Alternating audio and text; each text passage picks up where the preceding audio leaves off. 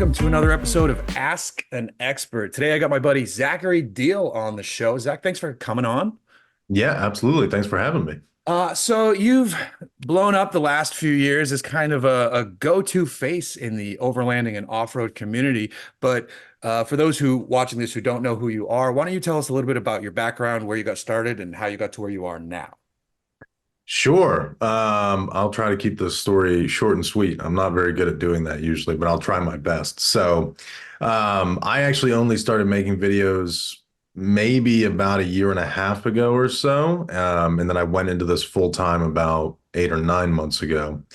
And basically, I just got my start with like anybody else, kind of in the overlanding thing. I just started going out, finding places to go, adventuring further, doing more and more. And then it got to a point where my buddy JP, who I give all my credit to, he was like, "Hey man, you should really start making some videos about doing this." He's like, "You're really passionate about it, so you should start doing something with it." And I was like, no, I don't think so.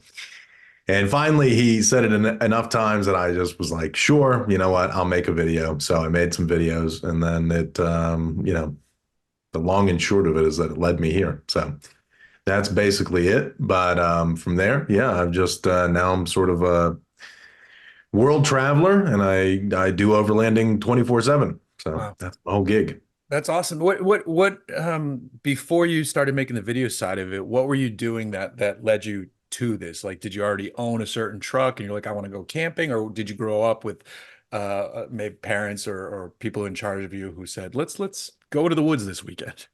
Yeah.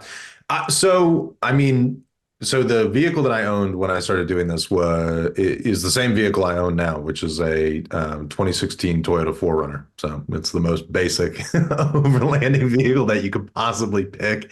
Yeah. But it's a great platform to start on. It's why so many people pick it. But yeah, that's what I owned, and that's what got me into this. But I guess what really like spurred the interest was I grew up in Maine. So I would say 90% of the driving in Maine is off-road driving. Whether you want to be off-road driving or not, you're gonna be off-road.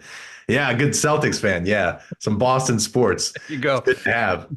But yeah, no, so it really got me into the off-roading thing with just living in Maine and growing up there. And then I got more and more into it as I got older. And the other big kind of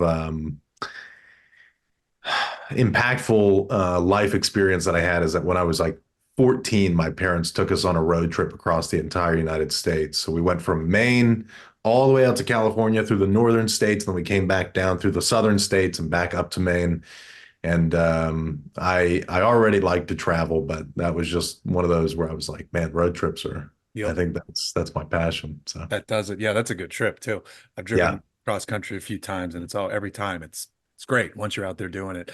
yeah. So today's question, the reason I brought you on is you do know a lot about off-roading and overlanding, specifically. So it's blown up a lot in the last few years. Overland Expo has grown from like a few people hanging out in Mhm. the woods to just thousands of people, booths, crazy stuff, crazy Yeah. builds.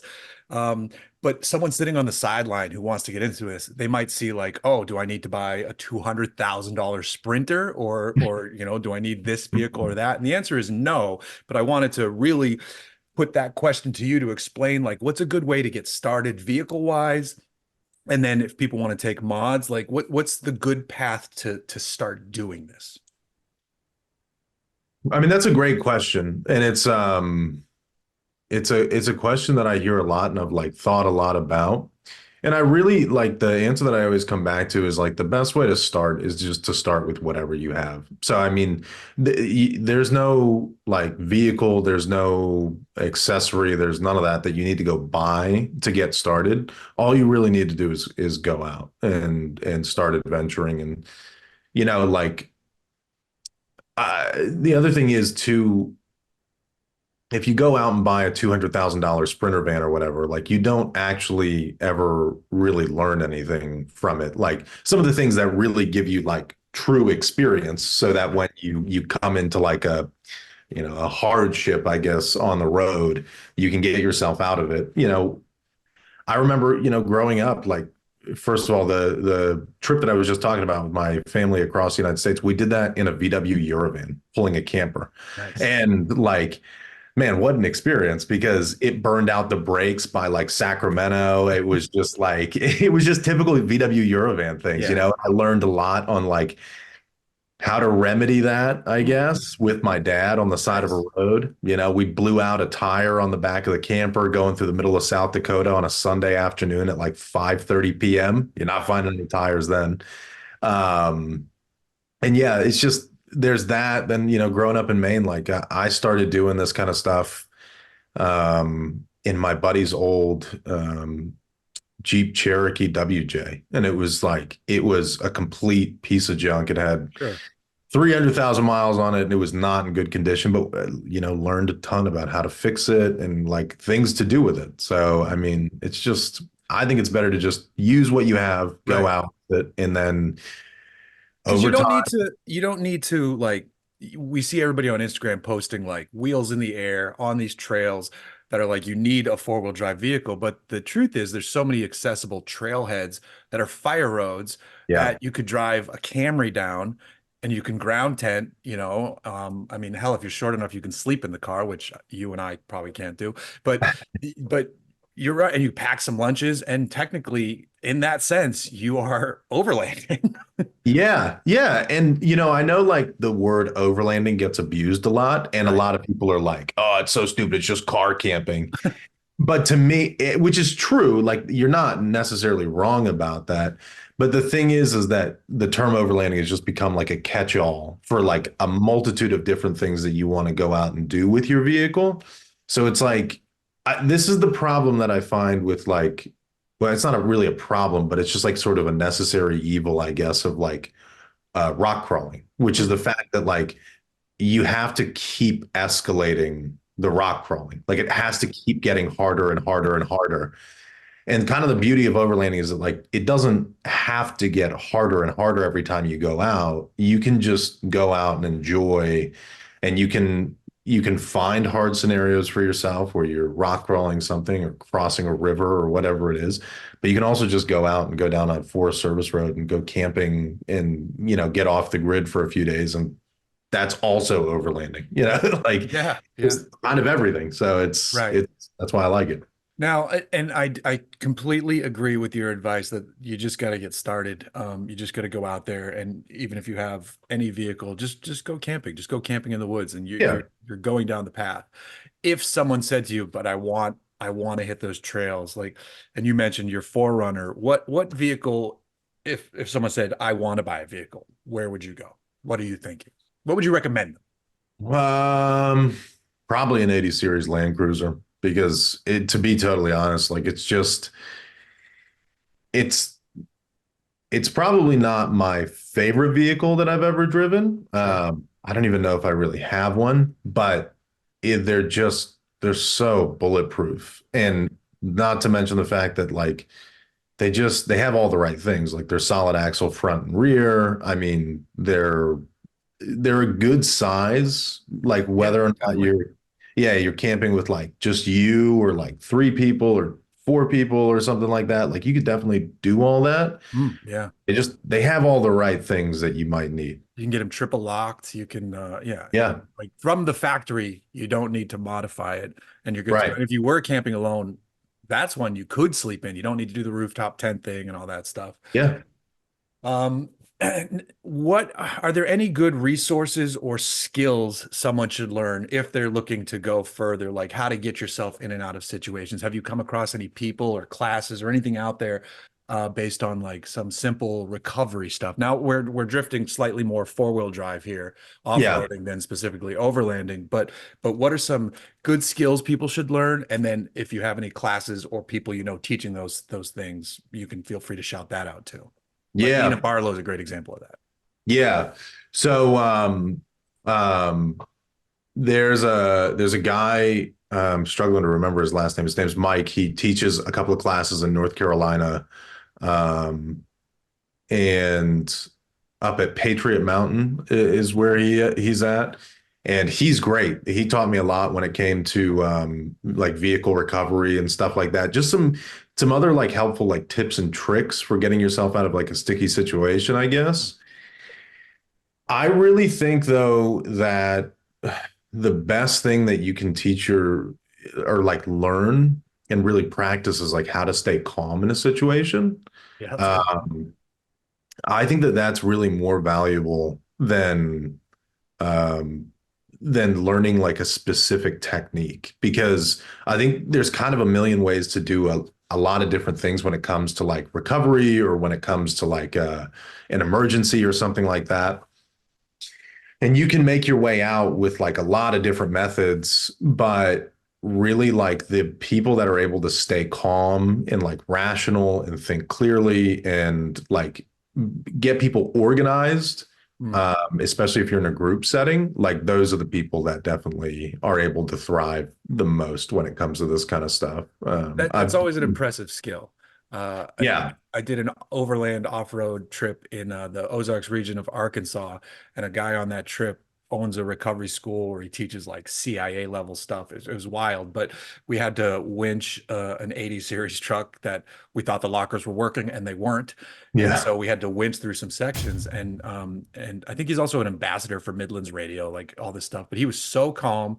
If people started walking near the winch line, he wasn't like, "Hey," he's like, "Don't be here. Here's why." You get yeah, over there, you stay there, eyes up, driver, you watch my signals. And it was like, this guy, if I was stuck in the woods, this is the guy to be stuck with. yeah, So to learn those skills from someone like that is just a bonus. Absolutely. yeah. Um, have you been on any adventures lately that have because doing this, you can kind of get jaded in this sort of thing. Have you been on any trips, adventures, or driven any vehicles recently where you're like, man, it either restoked the passion or kept it burning? That, yeah. That's a really good question. I really appreciate that one. Yeah, I mean, I feel like kind of every trip gives me like a little something that like kind of restokes the passion a little bit. Some more than others, but like definitely there was one I was on not too long ago in the Black Rock Desert. We took out a 60 series Land Cruiser, an 80 series Land Cruiser 100, and a 200 plus like a support vehicle. And that was just like a really fun trip. We encountered just everything. I mean, it was cold the entire time. And we had like four tire Oh blowouts. man. We had all kinds of stuff that happened. We got snowed in on top of a mountain one night. Wow. I mean, it was just there was a lot going on, but it was an awesome trip and Yeah. just a ton of fun. The type of trip you explain that to someone, they're like, that sounds terrible. You're like, no, this is we Yeah. have all these tools on our trucks and we never get to use them. Yeah. Yeah, no, that's kind of how it felt. I mean, I I haven't been on a lot of trips where we haven't used at least like some of our recovery gear or whatever, but again, it's like a first aid kit. It's like Yeah, you never really want to pull it out, but you yeah, just yeah. No, have it with you. every car I own, I have a fire extinguisher in, and I hope to not use it. And I've talked to other people who have it, and they're like, the only time I've used it is when I've seen other cars on fire. So even for that reason, it's good to have. Yeah. Um, is there a piece of overlanding gear or kit or equipment that you think is overrated? Uh, 'Cause I have an answer for this. Uh, Overrated. Um, hmm. I'll tell you my answer while you think of an answer. Yeah, you go Uh, first. every truck I see with a sparkling clean high lift jack, because that jack never gets unstrapped. And if it does, 9 times out of 10, I'd go 99 out of 100 times. The person who owns it has no idea how to actually use it. And if you don't know how to use that, you could, beyond potentially hurt yourself, you could kill someone if you don't know how to use a high lift jack. I think I'll second that. I say this to people all the time, but I'm just like high lift jacks. I mean, they're farm jacks. That's what they Yeah. started Oh, yeah. as. You move Yeah. barns with them. Yeah, exactly. But they are super lethal. And Yeah, like you said, most people that have them, they have no idea how to use them. And I'll even admit, like, I've had experience with them. I still wouldn't be 100% comfortable operating one. I Yeah. mean, I've been around them and stuff, and I've used them before, but like they just that ladder mechanism, the double pin ladder mechanism that it uses, like it will bite back like Mhm. very quickly. And I've had it almost take my fingers off a couple times, Oh but yeah. yeah, Yeah. I've had to do challenges with them where I'm supervised by people who know so that's helpful. Like, so I could do it in that situation, but if you put me in the woods right now, I'd be like, oh shit, I got to click this thing down and I got to yeah, do this. And we've had to move vehicles up hills with them. And it's like, yeah, the point of it to do it in that situation is a challenge in a competition, but the vehicle we're doing it has a winch on the front. I'm like, why are we doing this? We have tree straps, we have all this stuff, yeah. and winches can be dangerous, but there's no comparison to a high lift jack. And No, definitely. most of the times, these vehicles people have the high lift mounted to, there aren't even points on that vehicle to use the jack correctly. Yeah. Oh yeah. No, totally. I've seen that plenty of times myself. I guess the thing is like the high lift jack itself isn't overrated because it's an incredibly useful tool. It can rebeat a tire. You can Yeah. use it as a winch. You can do all sorts of things with it. But it's just, I guess, overrated in terms of actual user applicability in That's a good way to most put it. Yeah. scenarios. Yeah. No, that's a good way to put it. It is a very useful tool. It's just in the wrong hands Exactly. Yeah. 99% of Yeah. the Yeah. time. Yeah. Yeah. I'll totally agree with that. Do you have something though that you won't leave home without? I mean that the hard thing now is that I don't really have a choice because I basically live out of my duffel bag, so I don't get to pick and choose what's on the cars most of the time. But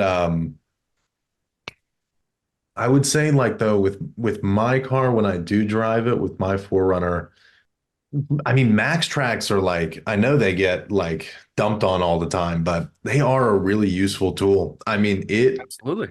it saved me in Alaska. It was the only piece of recovery device that we had. And it was if we hadn't had it, we would have been I mean, we would never have made it out of where we were. Yeah. Like, period. And we would have probably died there. I mean, we were like 15 miles into the Alaska range, like off of the Denali Highway. And we had I guess we did have a Garmin InReach with us, but I mean, we hadn't had cell signal in 2 or 3 hours. I Right. mean, it was driving. So I mean, That yeah, we Garmin InReach is a good piece of kit too, for those who don't know. It's a GPS device and you can spend as little or as much as you want on them. I think like the device itself is maybe 99 or $100. And then there's the cheapest subscription service might be like 12 or 24, but you can turn that on and off as you need it. So you're not yeah, just constantly paying for it. And you can have it as simple as like some basic text messages or like, hey, here's the emergency button. We're screwed. yeah, yeah. They are very useful and very handy to have, especially in like certain parts of the country. Um, I always tell people like in the southeast, if you're overlanding in the southeast or whatever, like you don't really need it. You're within hiking distance pretty much wherever you are to get back to like cell phone signal. Mhm. But if you're going around Montana or Alaska or whatever, like it is a necessary piece Yeah. of kit. Absolutely. So we got the basics. I think the through line here is that to start overlanding, you don't need to go out and buy a Forerunner and then immediately throw thousands on suspension tires and wheels. Yeah. Start with what you have. Just pack a lunch. You don't need a $1,000 Dometic fridge in the back of your whatever. No. Even though we both probably have those. They rule. So that's Yeah. that's the that's the other side of it. If you have money and you want to spend money, there's an endless sea of insanity that you can do. Yeah. Uh, yeah. No, totally. And again, I say this to people a lot, but it's like, if anything you do to like because you can go out and do a lot of things in a Toyota Corolla for $500. I mean, like Tate Morgan from the Gambler 500 has proved this. But yeah, exactly. I know. That's why I had to bring it up. Yeah. But you can go out and do a lot of that stuff. Every dollar you spend above that is making your life more comfortable. And Yeah, it's that's like, true. And there is a point at which there's a tipping point in that, and it actually starts worsening your experience. Because I know plenty of people too that have like built, $150,000 Forerunners or Tacomas or Tundras or whatever it is, and it gets to a point of such excess that it becomes not usable, and then it's like a drag. But there is somewhere in between the $0 spend and the $150,000 where your comfortability, your ease of use like drastically improves. Yeah. But that is a completely subjective measure as to how comfortable you feel that you need to be. Um, and it's, the thing that I like to do is I get to experience all this kind of stuff, which is great. But I still find like some of my favorite times are taking out a vehicle that has very little to any like modifications really, like maybe it has bigger tires and wheels, but that's like about it. Yep. And I cowboy camp on the ground and just sleep in the dirt, and that's, and have some beef jerky, and that's about it. I've had fun doing those, and I have fun doing, I spent 2 months in a $1.3 million camper last year. So, I mean, it's like, there's both ends of the There's spectrum. the love. It's nice having a toilet. Yeah, exactly. And a shower. Yeah. Zach, thanks so much for coming on and Yeah. having this chat with me. Can you tell where it can tell the people watching where they can find you Yeah. online? I think Instagram's probably the main spot, or maybe YouTube as well. I'm not sure. Yeah. No, Instagram and TikTok are like the main two places you can find me. It's Zachary, Zachary, and then it's Diehl, Diehl, and that's pretty much the exact same on any platform that I'm on. And you can find me there, and we're always doing fun things. So Yeah, awesome. Well, again, thanks for so much for coming on, and yeah, thanks for hopefully one having of me. these days we link up and drive bad vehicles out into the woods. Yeah, let's do it. I'm excited.